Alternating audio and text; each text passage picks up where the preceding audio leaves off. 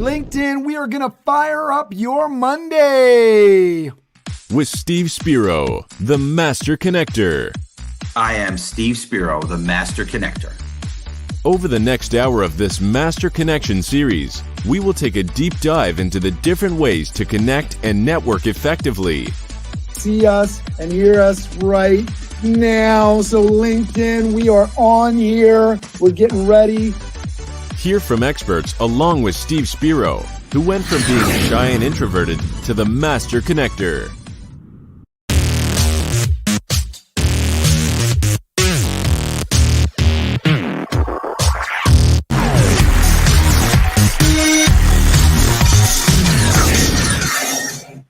You know what it is, LinkedIn. We are on here. I'm really excited to get into today's broadcast. We are going to be talking about stress and how to manage it. We have Amy Salman, we have Jackie Hermes, we have Steve Spiro, the Master Connector in the building. Getting right into it, I'm going to introduce my main man, the Master Connector himself, Mr. Steve Spiro.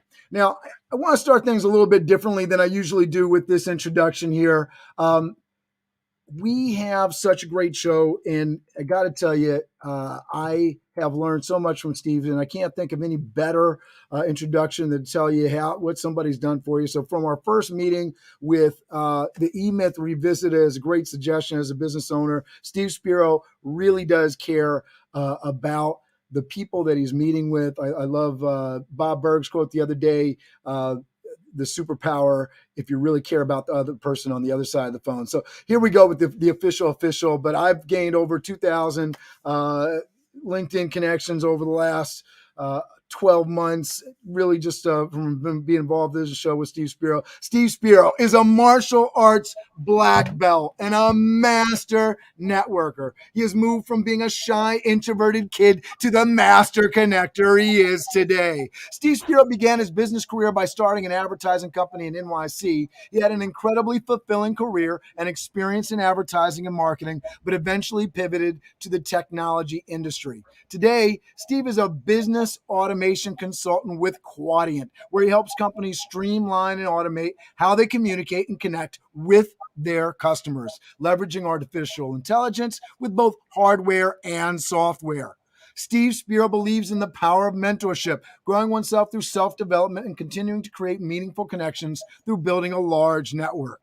Welcome to the stage, the Master Connector himself, Mr. Steve Spiro. Thank you, sir. Appreciate you, Cameron, and right back at you, man. I've learned a ton working with you as well, sir. Very grateful, very thankful as well. And so I'll go right into it as well, because I know we have an amazing panelists of two amazing ladies that we're going to bring on here. But so, hey, folks, it's Steve Spiro, the Master Connector, coming at you live and direct here. Cameron, I really appreciate you tuning in. We're here every Monday at 1 p.m. Eastern. We come at you with engaging content on how you too can be a Master Connector. During this Master Connection series, each week our goal is to gather subject matter experts to the show to impart their wisdom. Welcome to the show. I'm very blessed to have my co-host, as I mentioned, Cameron Toth is the founder of BizDev Live. Cameron founded Toth Event Staffing in 2011, and Toth Event Staffing is a hospitality company providing staffing to caterers, cafeterias, and catering departments in Westchester, New York, and New York City. BizDev Live was founded in 2020 and is a weekly show that airs on multiple platforms, including right here on LinkedIn Live, Monday through Friday, 11 a.m. Eastern Standard Time. BizDev Live takes Cameron's entrepreneurship experience and combines it with his passion for helping young people and business-minded professionals. Cameron's mission in life is increasing access to education and opportunity for all people. So please bring back to the stage here, my man, Mr. Cameron Toth. Hey, I just want to tell our audience, hey, make sure you're commenting in the comments. Let us know where you're viewing from. We always love hearing from you. Steve, thanks for being a part of this. I love our community. I love the community that we built. We're going to jump into introducing our folks. I'm going to start with Amy Salman here. I'm going to fly on over to her so that we can introduce Amy. Here we go. Amy Salman. Amy was suffering with chronic illness at the early age of 12. After her diagnosis with Hashimoto's disease as an adult, she had enough of simply surviving and the cocktails of medications prescribed by doctors. After restructuring her diet, she freed herself from all unimaginable symptoms and unnecessary medications. Her success and her holistic approach led to the creation of the Wellness Map and a relentless pursuit to help others identify root causes of their health challenges and use food as medicine first to heal the body. The Wellness Map creates nutrition and wellness programs for individuals and corporations to help others achieve their most vibrant health. Please welcome to the stage, welcome to the show, the amazing Amy Salman. Thank you so much. Thank you for having me. Beautiful. All right, we're going to fly on over to Jackie Hermes to introduce her. Jackie Hermes. Jackie Hermes is the CEO of Acelity, an agency that helps software as a service startups get to revenue and grow faster. On LinkedIn, Jackie sparks discussions about the challenges of growing a bootstrapped company. I'm looking forward to checking out the podcast for entrepreneurs. Very exciting, very in my lane. Jackie, please welcome to the show the incredibly jacked Jackie Hermes. Go ahead. Hey, thanks for having me. I appreciate it.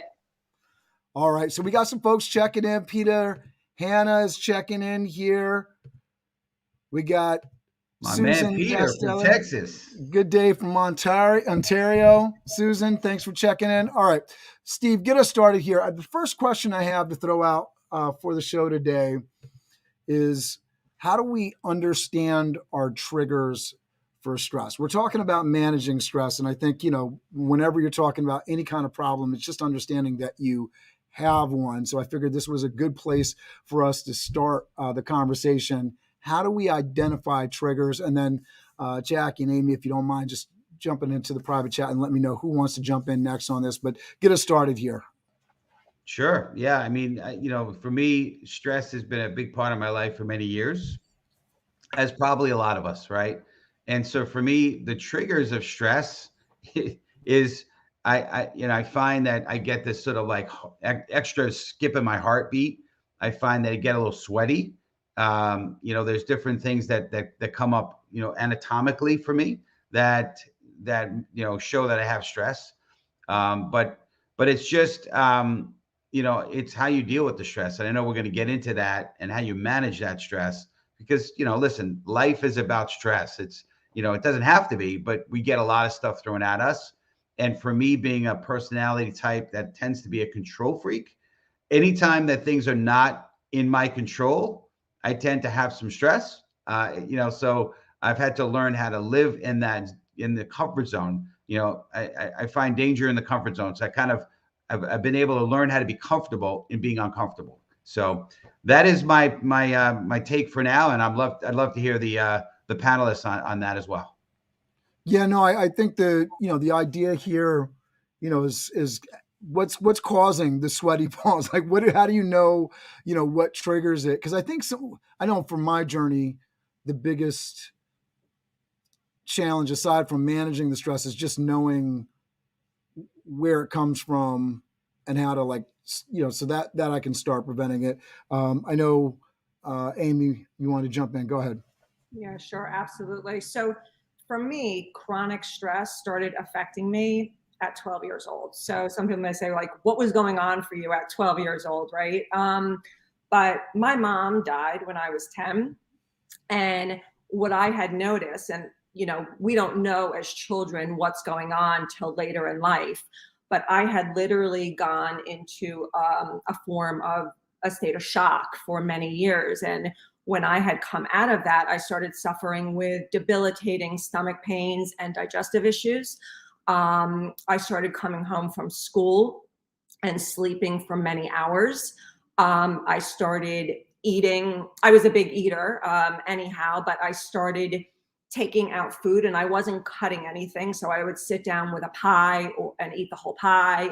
I would eat an entire sleeve of cookies. So I was using food to manage my emotions. And I also started cutting out a lot of activities that brought me joy. I was a ballet dancer. I played guitar. I wrote music. I wrote poetry. So one by one, I started stopping all of these activities that brought me incredible joy and happiness, and slowly started stopping all of these. So it wasn't until later in my life that I noticed that all of these things, that tremendous amount of stress that this is how it was affecting my life at that time.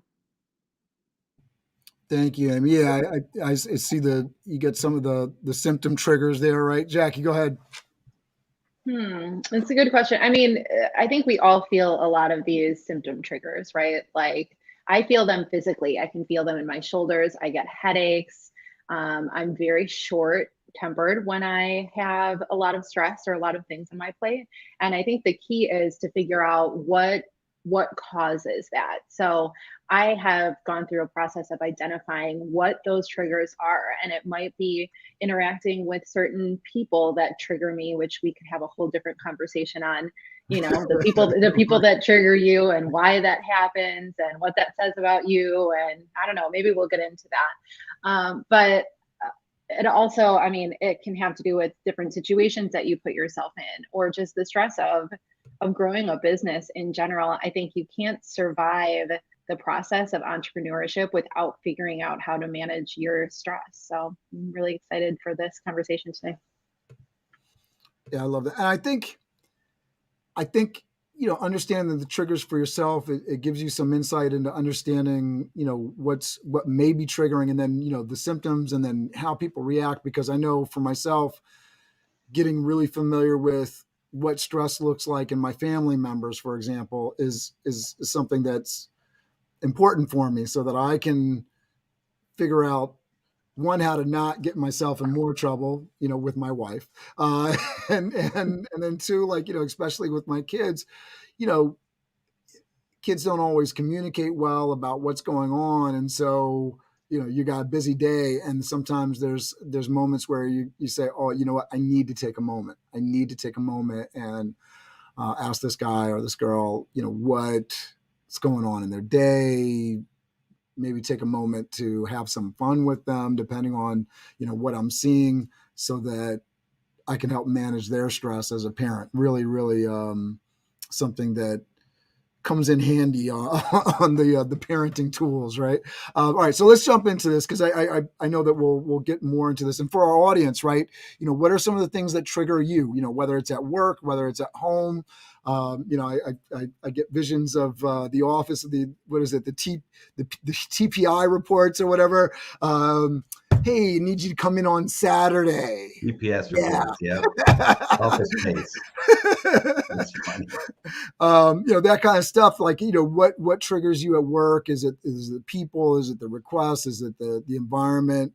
I know one of the things that starts getting me a little stressed is any time somebody starts holding me accountable to like financial paperwork and stuff like that. That's like my weak spot.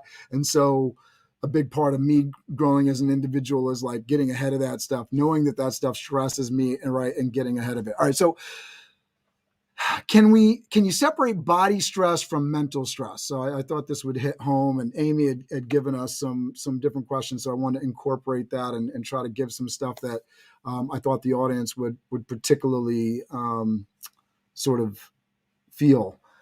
Can you separate body stress from mental stress? And maybe Amy, and you can start us off on this one if you feel comfortable. Yeah, I mean, can you separate it? So you're talking about what you feel emotionally and what you feel physically. I mean, I think like physically, and Jackie had mentioned it, like you feel like your shoulder pain, and I do too. I physically feel my shoulders. I hold stress in my shoulders. Okay. So I physically feel it. And the emotional, and I'm sure many people, they may not know that, like stress shows up in your body in so many different ways. Okay. So as I spoke about like earlier in my life, it was showing up as stomach pains. It was showing up as digestive issues. It shows up in my body today. I physically feel so much pain in my shoulders. Emotionally, we can feel anxious. We can feel depressed. We may, be losing sleep. Like it shows up as so many different emotions. And how is that triggering us? Most people don't manage their emotions. They don't understand, like, you're speaking about your corporate environment. I was in a corporate environment for more than 20 years before I started this business. I was sick for so long. So maybe you're triggered by an action that your boss has taken, and then you don't notice that that has affected you, and you may come back to your desk and go to the vending machine or go to and start eating, or maybe you're reaching for snacks. So people don't understand that they're not understanding that their actions and their behaviors are triggered by these emotions, right? So it shows up in many different ways, as you're saying. So these physical symptoms,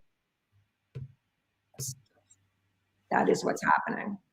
Yeah, and I wanted to address this comment from Tiffany Glenn, because I thought it was really, really on point with what we were talking about now. So Tiffany says, great topic. Stress has been clinging to me way too much as of late since I've embarked on my entrepreneurial journey. So managing it is important for me. Mental stress is horrible, and for me, I've noticed its affects me physically. And I know we've talked about it over and over again on this show. We're the purpose of the show is to be the light, to sort of show people the way, give people the tools for success. We're talking about that, and you cannot. It seems like you cannot separate this conversation from the mental from the physical thing. It always comes back to, I need to take a walk outside. I need to, be meditation, exercise, right? You just can't get away from that. So I'd love to talk about, sort of get everybody's sort of opinion on this. Is there a difference between mental stress and body stress? Well, one might be affecting the other. I mean, if you're feeling depressed and you're feeling anxious, and then you're not sleeping at night, right? And then you wake up the next day, and then you're drinking too much coffee and eating too much, or you're not getting enough exercise. They all fall into one another, right? I mean, it may be showing up in your body as physical pain, but what came first? Did you get depressed first? Did a trauma happen and lead to something else? There's different life situations that could have led to one or the other, right? We don't know, I don't know what's happening in everybody's life that led to a specific situation, right? So why is someone not sleeping? That may cause them to wake up and then eat too much sugar or drink too much coffee or not get to the gym, right? Like one thing is leading to something else, right? And then it may be leading to other physical pains in the body. So, what's really happening? Like, what are the root causes, right? And I think it's really important to discuss the root causes that are leading to all of these other things that are happening. Yeah, I'll chime in, Cameron. Yeah. So I mean, I think for me, I mean, there's certainly things like if you're gonna, climb Kilimanjaro, right? There's gonna be stress that your body's gonna go through from doing that. But that was a choice that you made, and I don't know if I would call it stress. I would just call it exertion, right? Physical exertion. But I think for me, I found that the physical manifestations are a result of the mental stress, right? I know with stress, I tend to get tight. I tend to, I've gotten headaches too, Jackie, for sure. I've gotten the headaches from stress. I don't get migraines, but I know people that do. Some family members that do from a lot of stress in their life. So yeah, I think that for me, it's the physical is the manifestation of the mental stress that we have a tendency to go through. So that's my perspective, Cameron. Love it. Jackie, you want to check in? Yeah, I mean, I hate to be that I agree person, but right now I am, because the original question was, is there a difference between mental and physical? And to me, I mean, I'm not a stress expert. I only know, what I've been through and what I help my kids and family with and whatnot. But to me, they are hand in hand. They're exactly tied together. I actually started wearing this Whoop strap, if anyone has one of these or has heard of it, like a year ago, last August. And I can see the physical manifestation of stress in the app. It's really crazy. Like when I'm really stressed at work or something's happening in the family or whatever it may be, my resting heart rate is higher overnight. My body is unable to fully heal itself overnight. And I'm just not able to show up as well, because that mental stress really does manifest itself physically, and like I said, it's a crazy experience to actually be able to see the data and then understand how that ties back to, like what you're feeling and how you're processing and all of that good stuff. Yeah, I love that. And I love the tools. I got a smartwatch recently, and the whole sleep thing, I can't wear it when I'm sleeping. So I can't do that, but I'm wearing it during the day, and at least it tells me to get up and get moving, which is important, right? For the whole body mind thing. I want to get into this third piece here. What are the stress hacks that you utilize most? So what are things that you do to de-stress? Who wants to jump in first on this? Steve, you want to Sure. jump in? Yeah, of course. Why not? For sure. So for me, it's being proactive. It's number one. I have and the viewers know, I have a pretty rigorous morning practice, including prayer, meditation, self-talk, visualization, stretching. I mean, it goes on and on, right? Some spiritual reading, some positive attitude, listening and reading. So it's pretty rigorous. So I'm starting off and there's exercise. That's a huge one. Releasing those endorphins, right? Eating a healthy breakfast, like all those things for me start my day off right, so that I can mitigate or minimize stress throughout the day. But yeah, I mean, sometimes it's just taking a break, taking a walk. Maybe it's just taking a moment to breathe, deep guttural breathing, right from the stomach, right? Not just from the lungs, but deep from the stomach. Maybe it's take a minute, close your eyes, meditate for that moment. There's different things you can do. Maybe it's, for some people, it's hitting a pillow. I don't know. Maybe it's if you have a heavy bag or a punching bag, it's that. I don't suggest kicking any live animals. Okay. So for the animal lovers, don't do that. Okay. But you can kick a punching bag, or everybody was just like, wait, what? who's kicking what? Yeah, I don't have any pets anyway, so I can't. It's not even an option for me. But not that I would do it. But anyway, I'm just trying to bring some humor or some levity. Speaking as somebody who's definitely put a hole in the wall, it's one of those things that I think, you got certain indications that you start the onset, and then what the results are. Anyone that's ever slammed a door really hard because you got into a fight, anybody that's had to go out and yell, I mean, I think we all get those limit points.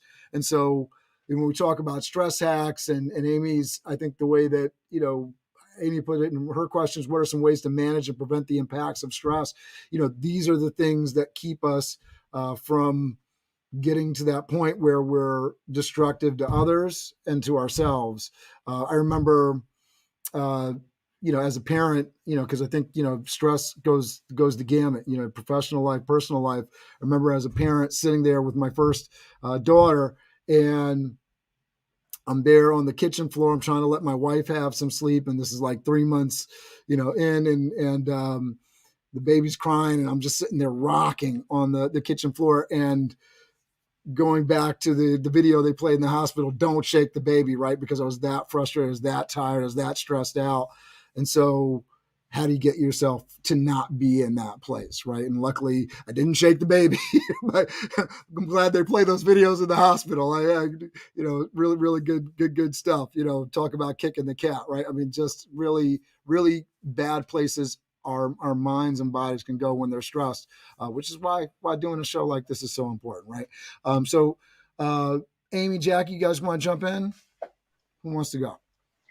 I think I forgot the original question. So stress hacks. So ways to not shake the baby, right? Ways to not yell at your coworkers. Ways to, I mean, everything from I don't know how many folks are familiar with that rule. Like, you get a frustrating email, get up from your chair, walk around the chair, count down from 10. Don't answer it. Answer it tomorrow. Like all those kind of things. With stressful emails, stressful pieces of your life. When do you meditate? I know another great question was, what do you practice in your daily routine to de-stress, right? So what are those hacks that you use to make sure that your stress levels are the lowest possible? For me, I think I stress myself out trying to figure out what my de-stressing routine should be, which sounds weird, but people have these really intense like morning routines, and if you can perfect it and it works for you, that's great. For me, I make sure that I journal every day and I work out every day. And the workout can be 20 or 30 minutes just to have the time to get it in. And I'm trying to put less pressure on myself. I've tried so many different morning routines, and it always looks so great when people are on social media like, I had my lemon water, I meditated, I went to Pilates.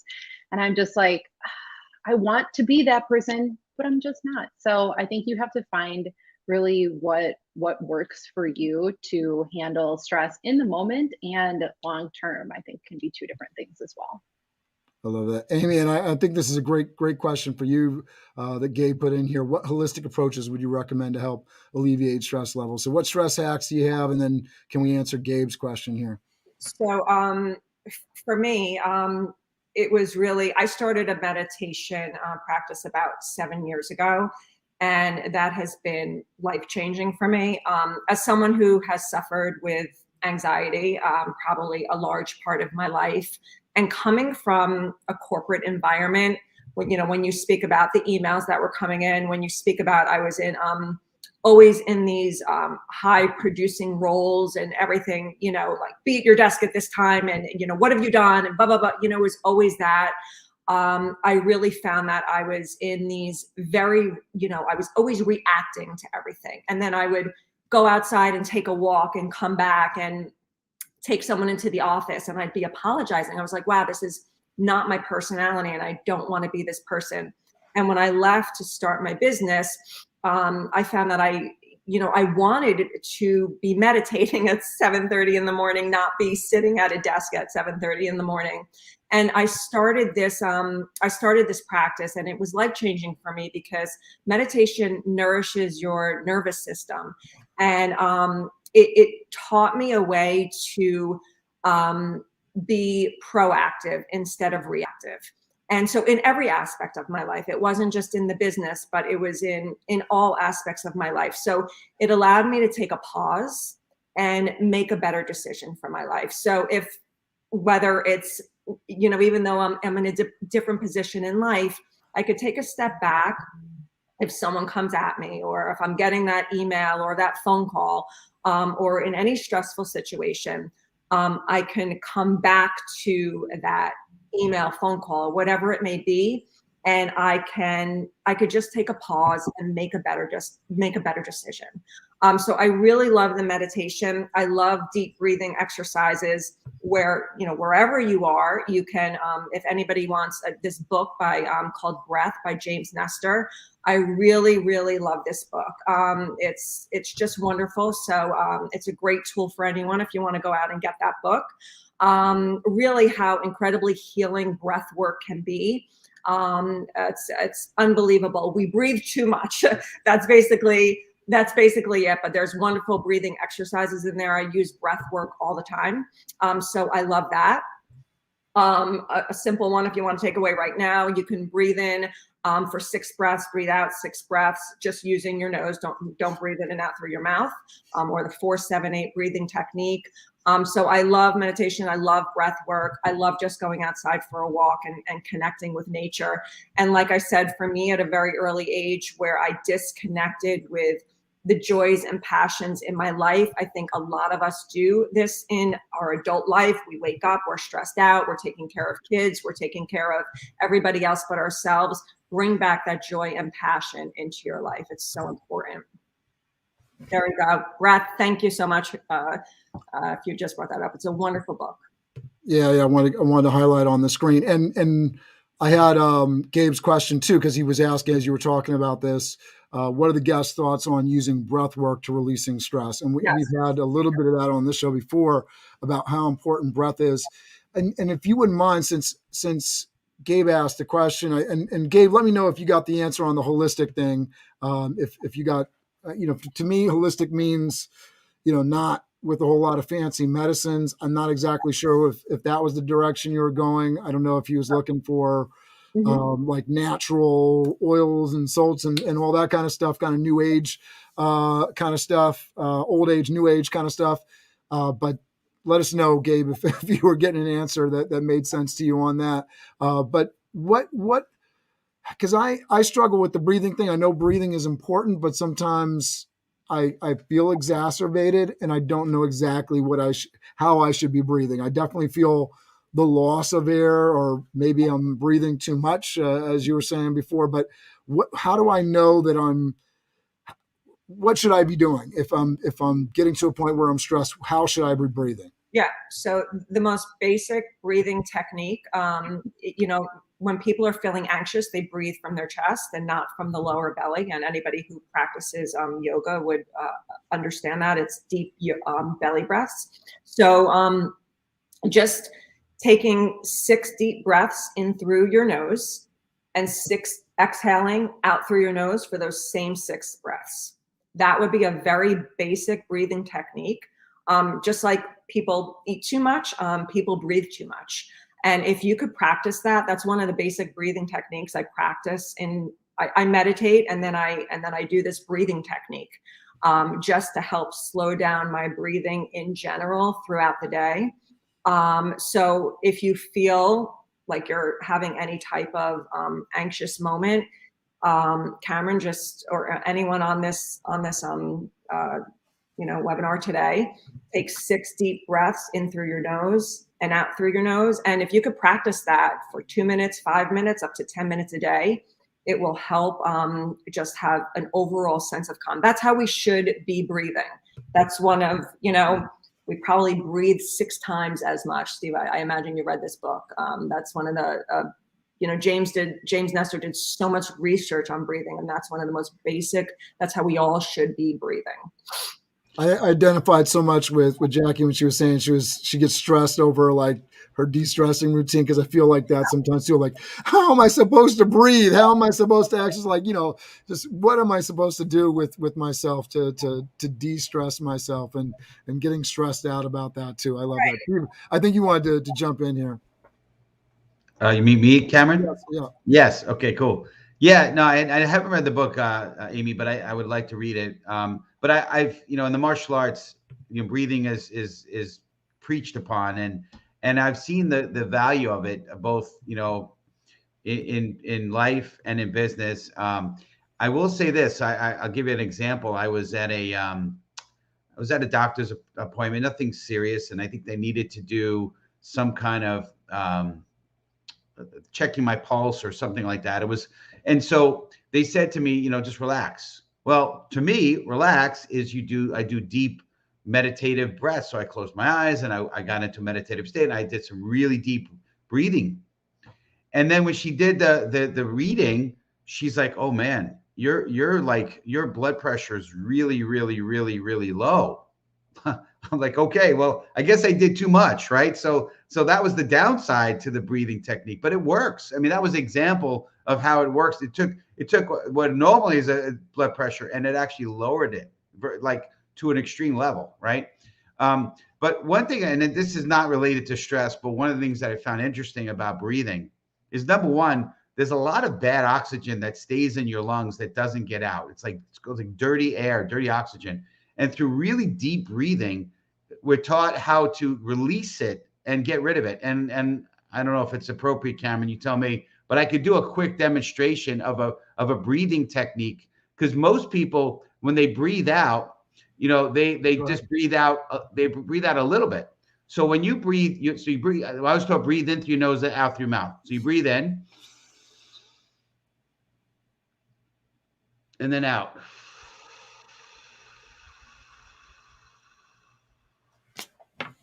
Yeah, I've been on stage so many times, and people have led people through these exercises, and at the end of it, you just feel like relaxed, and then I forget about it when I go home. Did you hear that? I know Amy was listening. Did you hear those coughs at the end? I did like 6 coughs. And what those coughs were doing were actually allowing whatever was left in the lungs, that bad air, to get out.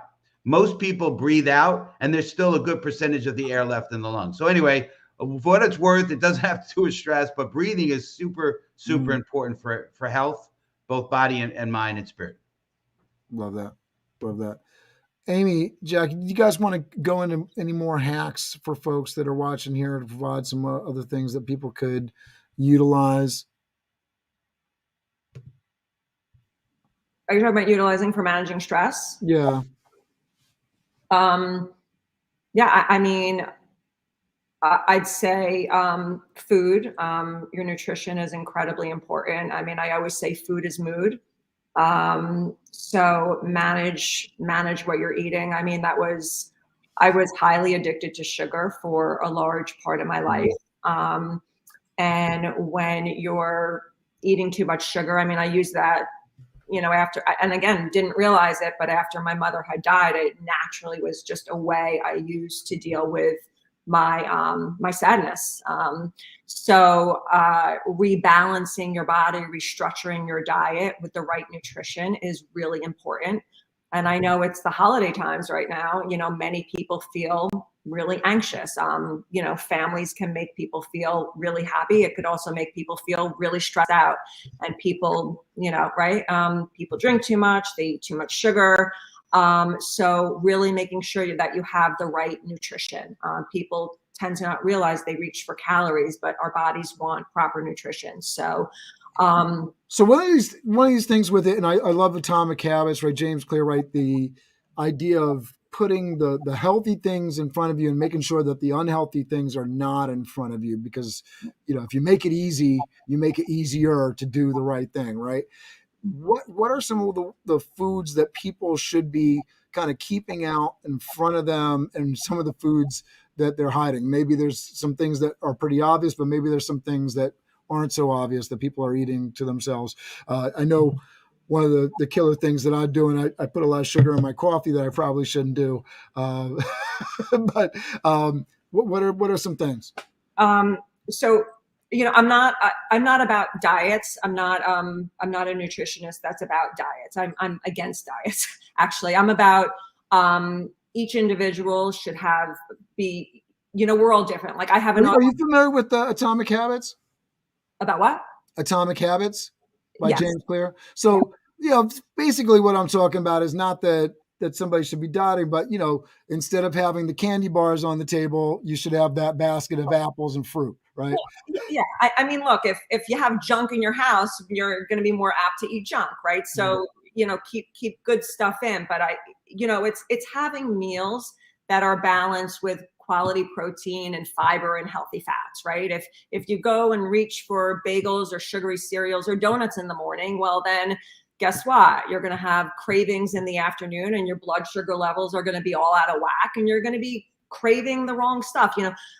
Put good stuff in, and your body's going to want more of the good stuff. Put the bad stuff in, and your body's going to keep wanting more of the bad stuff. And I think, it's really not that complicated. And then people with chronic illness or autoimmune diseases or other stuff, you have to figure out certain foods that don't work with your body as well. There isn't a one size fits all solution, but there's nothing wrong. You don't have to cut foods out of your life. That's not what this is about.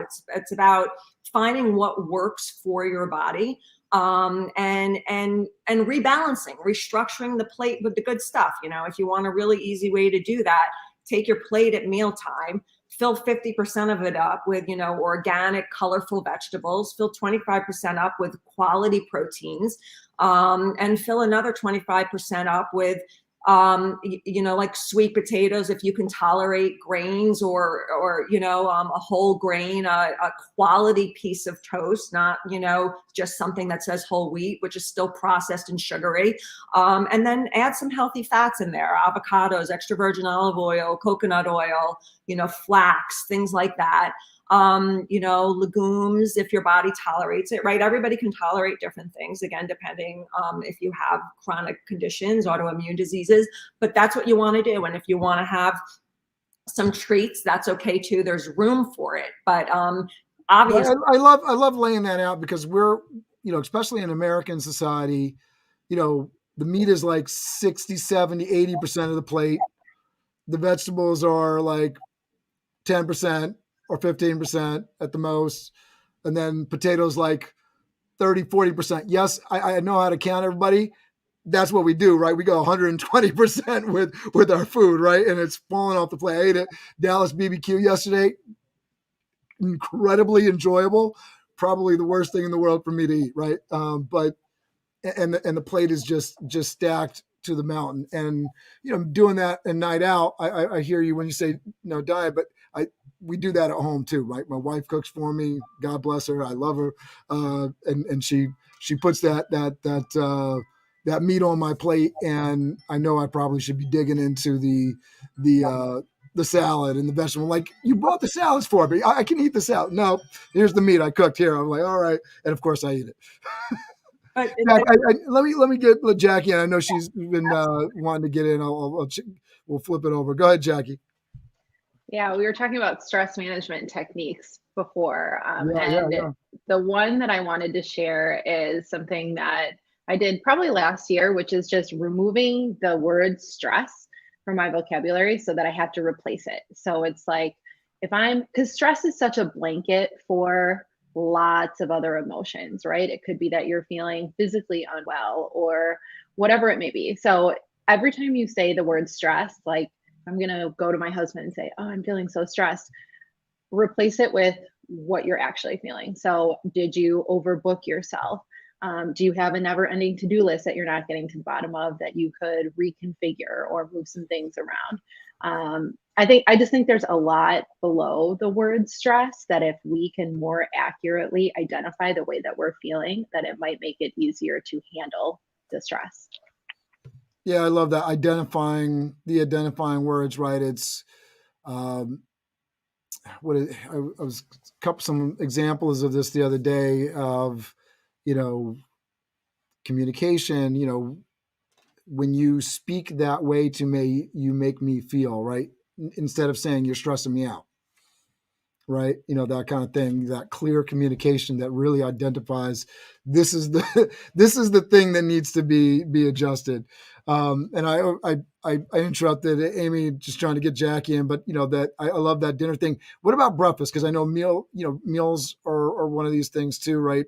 You were saying bagel is not a good idea. Where should people be with breakfast? So again, I like the idea of having your meals consist of 3 components. So, a quality protein, healthy fat, and some fiber. So, that can be, for someone that might be Greek yogurt with berries and ground flax. It might be a smoothie for someone. Throw in some greens, throw in some nut milk, some berries, some protein powder, not too much fruit. Some people just drink a fruit smoothie, and that's not considered healthy. It just ends up being a lot of sugar in your body. Maybe it's a piece of whole grain toast with nut butter and some sliced fruit. It can be a veggie omelet with a slice of whole grain toast or a side of fruit. So a combination like that. I mean, if you just start your day with a buttered bagel, you're just eating food that's void of any nutrition. It's empty. It's just empty calories, right? So then people wonder why they don't have energy in the afternoon or they're craving sugar. So you really just want to look how you're starting the day. So those are some options that might be some quality choices for people to start their day. I love that. Hopefully we gave some rounded out feedback. Steve, I want to jump into this next question here. I know there's a delay on my screen. I'll try to get rid of it here. But what is the way to a stress-less life, right? What's the daily practice that you would advocate for people to be using? And I know it's not one size fits all, but what would you advocate? I mean, I think we've talked a lot about it already in different kinds of ways, right? We've talked about different hacks and different techniques for meditation. So I don't want to be redundant, but I think it's just a perspective, right? If you could just understand that it's all going to be okay, right? I think sometimes we have a tendency to get so focused on the moment, so stressed out about what ifs. And I'm actually reading a really good book right now, Cameron. I know you like when I mention books, but I'm reading a book called Soundtracks, and phenomenal book. It's blowing my mind, actually. And it's how we program ourselves. So I think sometimes we get stressed out because of our brain and how we program ourselves and expectations. And so if people could just take a perspective of, hey, it's going to be okay. Like, think about it, right? The worst challenge you had, think back, maybe it was 10 years ago, 5 years ago.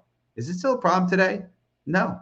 All these things, these challenges that we have in our life, they all seem to pass over time. You just have to have a little patience and know it's going to pass. There's I know we had a show on recovery and addiction, and I think in the rooms there's a phrase, this too shall pass, right? They use it a lot. So yeah, it's gonna pass, right? So I think that's my way of dealing with stress, is just knowing that it's all gonna be okay. Just chill, relax. It's gonna be okay. Now there's some people that maybe that frustrates them because they want to but that's been my perspective. And Amy, I think you and I are a little bit alike in that we had a tendency in our earlier stages of our life to be pretty stressed people. We were a little bit tense and a little bit anxious about things. That was me for many years. So when I had that perspective, it was a game changer for me. So that's my thoughts. And morning routine, I know you have a great morning routine. What would you suggest people do with their morning routine? Get one. Get one that has some kind of component into some of the things that we're spoken about: meditation, some kind of exercise, stretching, self-talk.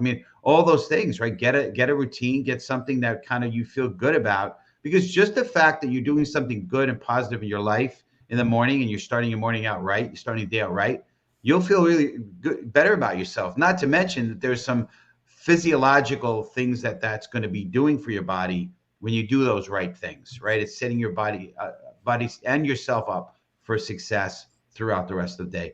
A good morning breakfast will help you throughout the day, right? A good, exercise routine in the morning. I'm now doing 20, 25 minutes of pretty intense exercise every morning, every single morning.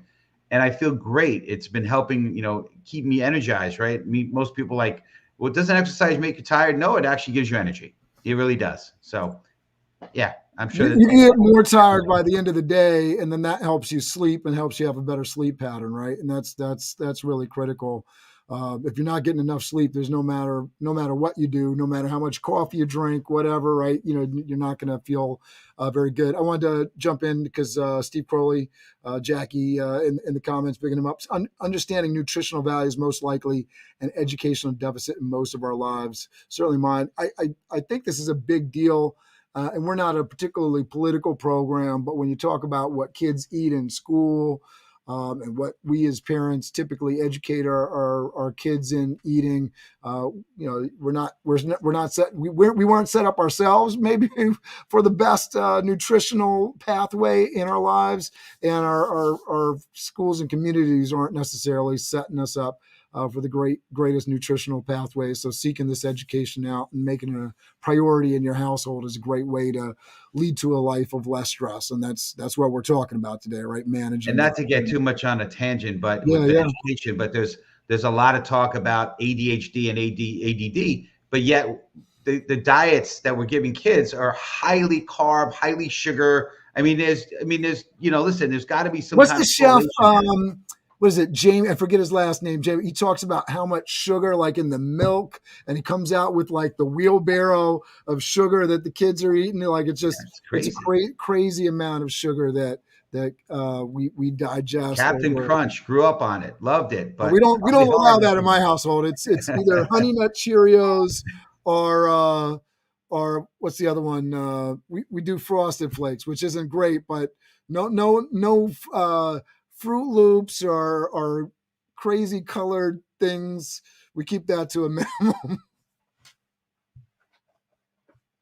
All right, guys. I want to get into Amy and Jackie here. What would you suggest for our viewers today?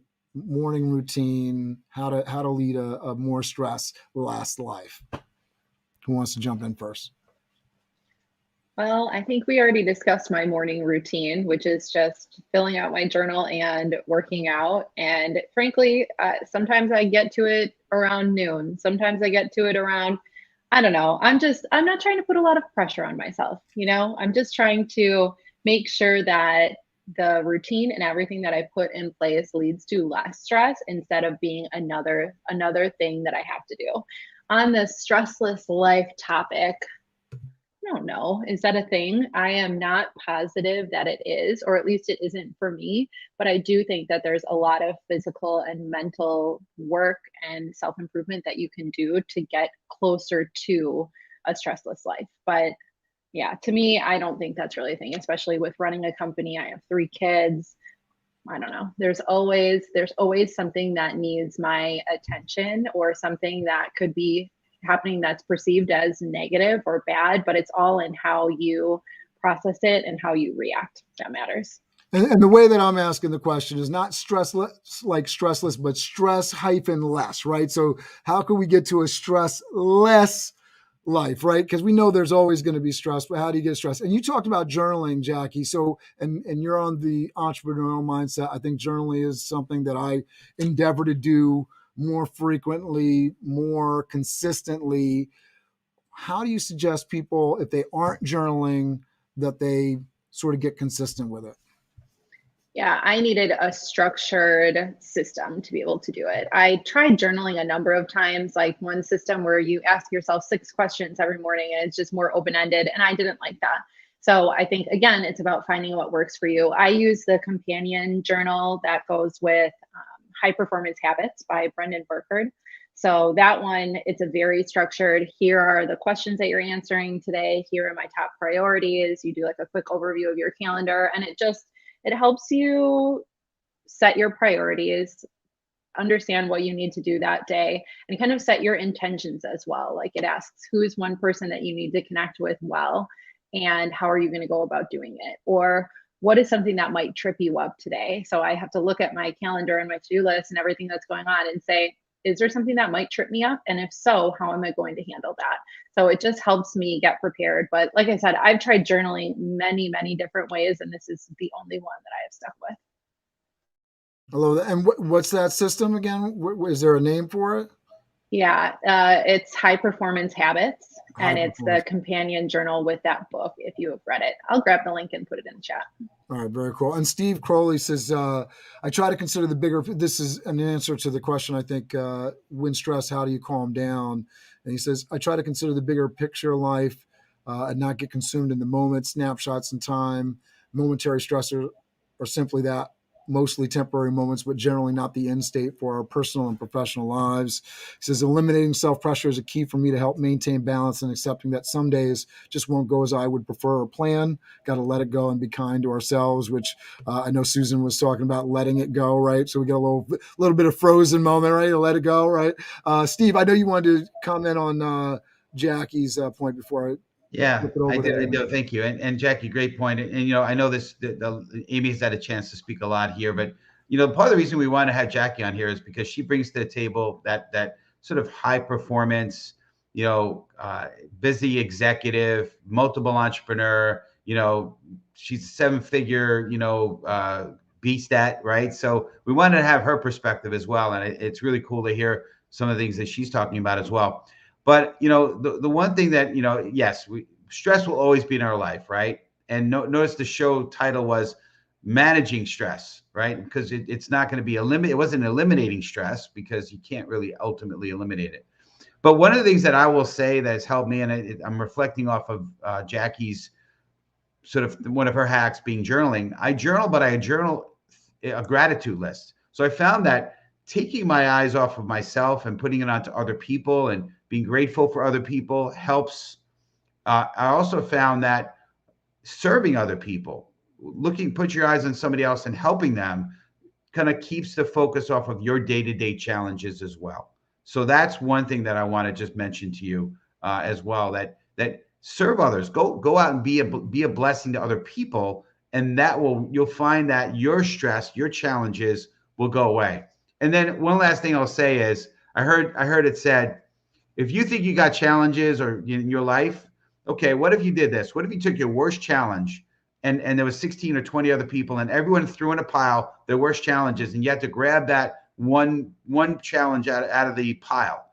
You'd probably be like, hey, can I get my challenge back? Because other people have other challenges you may not want it all. So be grateful to what you have. But again, if you can help other people and be a blessing to other people, you'll find how your challenges almost magically, I'm not going to say go away forever, but they at least they get they get minimized quite a bit. So that's what I wanted to share. Love that, Steve. Amy, did you want to jump in? Sure. I mean, I already spoke about the meditation piece. Part of that is gratitude. I really focus on what I'm grateful for, which I think is really important. I think it's easy to lose sight of that. And I really do love what Jackie said. You have to do what works for you. Not everybody is going to be on the same page. Some people are morning people, some people are evening people. And you have to really just focus on what works for you. So, if meditation isn't your thing, or if, going to the gym isn't your thing, focus on what is your thing, and do that. For me, getting to bed at a certain time, my sleep is super important. Maybe some people don't require as much sleep as I do. I really love connecting with nature. So that's something that's really important for me. My meditation has really worked for me. So I focus on that. So, figure out the things that do work for you and that are helpful for you. And those are things that should work for you. Not should work for you, but those are things that you should try, and see if they are helpful for you. So, that's what I believe. We're not all the same. What's working for your best friend or neighbor may not be the same thing that's going to ultimately be your solution as well. But there's many different solutions. But I think ultimately getting in touch with your joys and your passions and things that reconnect you with your soul are really good things to think about. I love that. And I love some of these comments that we're getting in. Tracy DeLuise says, daily gratitude and appreciation help me. Setting intentions each morning is great too. Yes, Steve, be a blessing for others and gratitude all day long. I wanted to highlight this too as well. I got the book or the journal that Jackie was talking about. Throw that on the screen so anybody that's curious, right there, the High Performance Planner, right? Very, very cool. I've tried a couple of different planners, and I think this is one of those things that goes back to, you got to find the thing that works for you.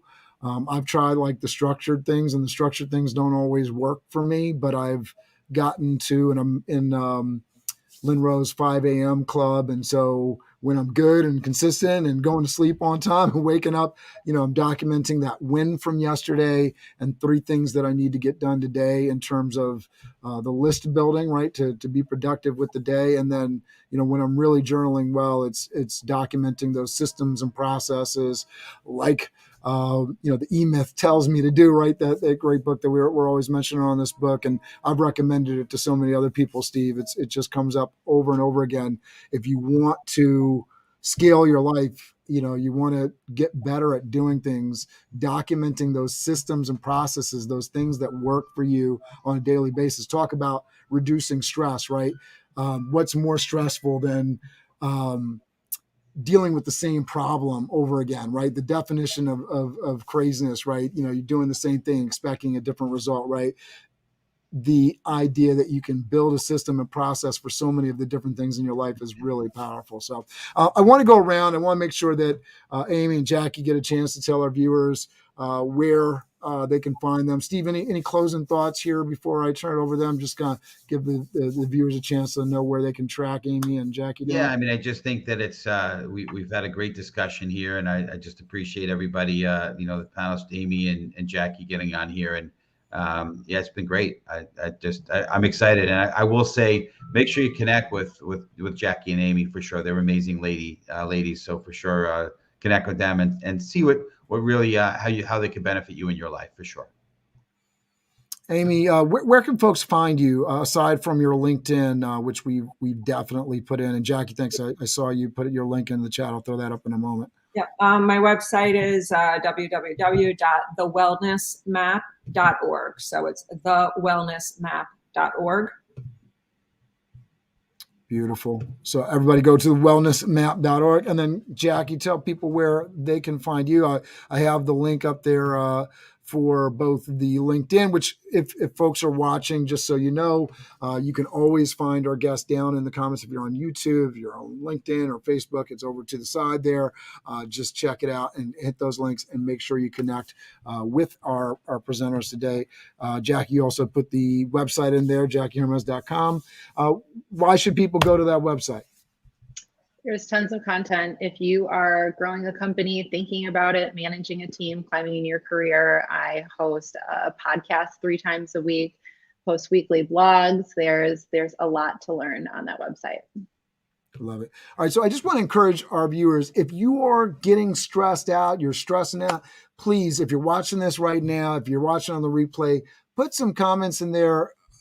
Steve, our guests today are going to be happy to reply back, give some tips and trips, hit us in the private messages. We enjoy being problem solvers and helping out. So if there's anything we can do to help you live a stress less kind of life, we'd be happy to help you. Thank you so much for watching. As always, our audience really makes this a better show, and this has been the best one yet. Really appreciative of you all. Steve, close us out.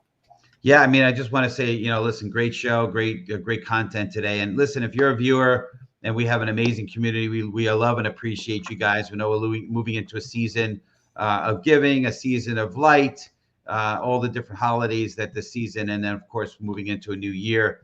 I just want you to know that we're all in it together, right? We're here together, and so don't ever feel alone. If you could just remember when you're out there and you're living life, you could just look at this ugly mug and say, this ugly mug, this guy is with you, right? Look at Cameron's ugly mug, and he and I are with you, and these amazing ladies are with you. And when you're going out there conquering life and kind of battling life, don't know that you're not in it alone. You're in it with us. We're here with you to serve you, to be there with you. So don't feel like you're alone, and just excited that you're a part of our community. We're very blessed that you're in our life. And again, thank you again to the ladies, Amy and Jackie. Cameron, always appreciative. Thank you for the words this morning. The words this morning too. But thank you for the words earlier in the show. And listen, back at you. I have learned a ton. Cameron's got me out of my comfort zone big time. Listen, I have a background as a graphic designer, and now he's got me like concrete Canva. That was a big hurdle for me. I was a big Photoshop guy, and then I kind of found a comfort zone in PowerPoint. You were new technology resistant, yeah. I live a little technology resistant because I like what I like. I got my comfort zones, but he's got me out of my comfort zone, and I really appreciate you for that, sir. Appreciate all you do for us and the show, and just excited about what we're doing and going to be doing in 2022. So we do have an amazing show coming up next week, which is how to connect authentically. Cameron, do you know the guests? You have it listed there or no? Michelle Soro, Ariel Lee, and Jason Croft, who was checking in the chat today. So he's doing his homework. Yeah. So don't miss that show. We had a couple of good shows before the end of the year, and then we have a couple more shows for the beginning of 2022. Stay tuned. It's going to be incredible.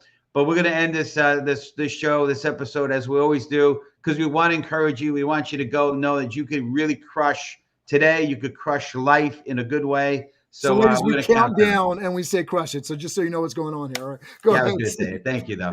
Yeah, so we're going to count down. Ready? 5, 4, 3, 2, 1.